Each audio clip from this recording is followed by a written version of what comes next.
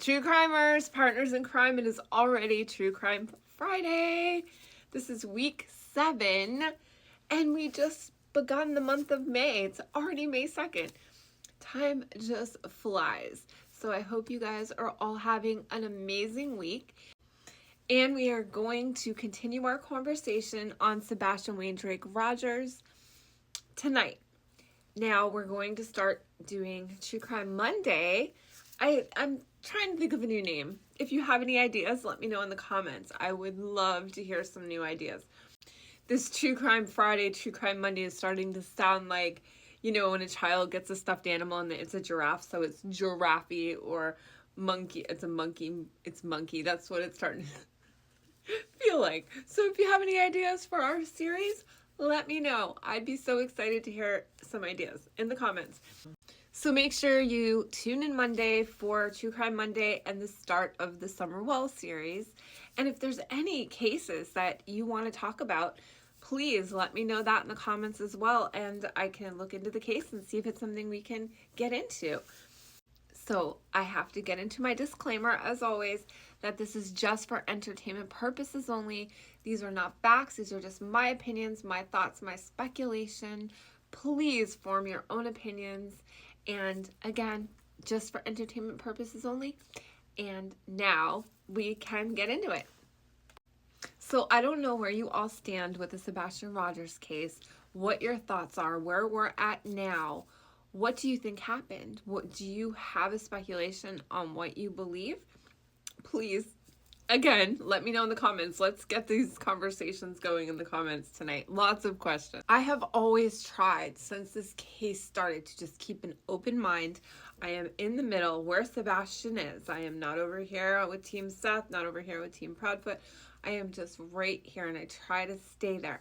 I listen to everything, anything, everything and anything, like KP would say, and just try to make an informed decision. But I'm going to be blunt, and I'm going to give you my opinions tonight, because I think after well over a year, and I have listened to there's been so many panels, and I'm not talking about the gossip, the fighting, the drama stuff, but I'm talking about the panels that I listen to, or if CP or KP are on it, or Seth is on it, those panels.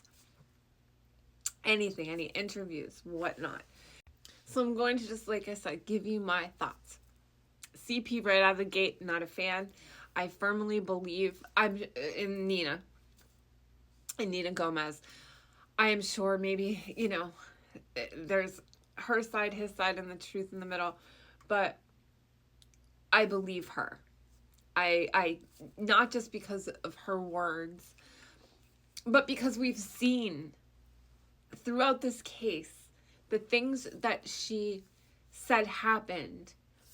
We have seen him, CP, act those ways.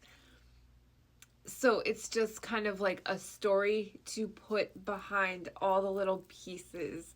His anger, it has been vulgar. His anger has been rageful, and some of the things he said are just outright, they're outrageous. They're terrible. So that's just to start. I believe they have guilty knowledge, and I believe one or two things happened. I believe my number one theory is that 3 a.m. flashlight thing is them. It's definitely KP, in my opinion. I'm not sure about CP. It's either CP or someone they know. And Sebastian, unfortunately. There's just too many coincidences for it to be a coincidence. I, frankly, think that they have been giving us a script this whole time, and I believe they're using props. So in America's Most Wanted, when they're at their, like, Airbnb or their undisclosed location, which is ridiculous, they had a little shot of them in the kitchen with, like, trucks, like toy Tonka trucks. First of all, maybe when Sebastian was younger, he play with these trucks. But Sebastian is 15 years old. He is playing Minecraft. He is on YouTube. He, even though he had no internet access, he loves his Nintendo Switch. He has a cell phone. I don't think he's sitting there playing with Tonka trucks. I just don't. KP had talked about he likes like little trinkets and like that fidget flashlight. And I have a son who's on the spectrum, and he too collects paper clips. And I have clear vases, like the big ones you can get at like TJ Maxx, filled to the brim. And I have many of them with all his little things he's collected throughout his life. We finally decided to put him in these big glass vases, and they're actually pretty cool looking. But he's, I mean, you know, the little twist ties at the, in the produce aisle, we have millions of those. Like, just any little trinket he can find, we have. So I believe Sebastian's favorite things were those things. Because I have a kid that does the same thing. My phone died, so sorry about the new lighting. This seems to be a trend. It's like the powers that be do not want me to film True Crime Friday. But I am determined I'm going to persevere through this. And we're going to keep going. So what I was talking about was the Tonka trucks.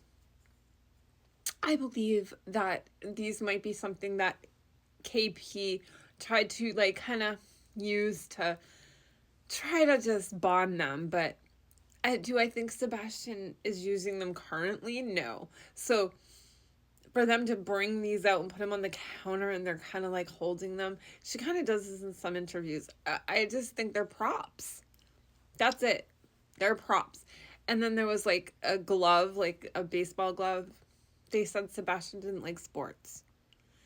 CP said that. So why do we have this glove? And even if he has a glove, wouldn't you bring out the most sentimental things of Sebastian's if you're going to bring out anything, which I don't even think it's necessary to bring out anything. But if you're going to a glove that, for a kid that didn't like sports, and some Tonka trucks for a 15-year-old, how about the Nintendo Switch? And how about doing it in your house? And how about maybe in Sebastian's room? If you really want to make an impact. There you go.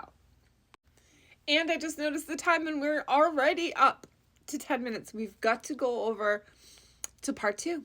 So I'm going to end this one and I will see you at part 2.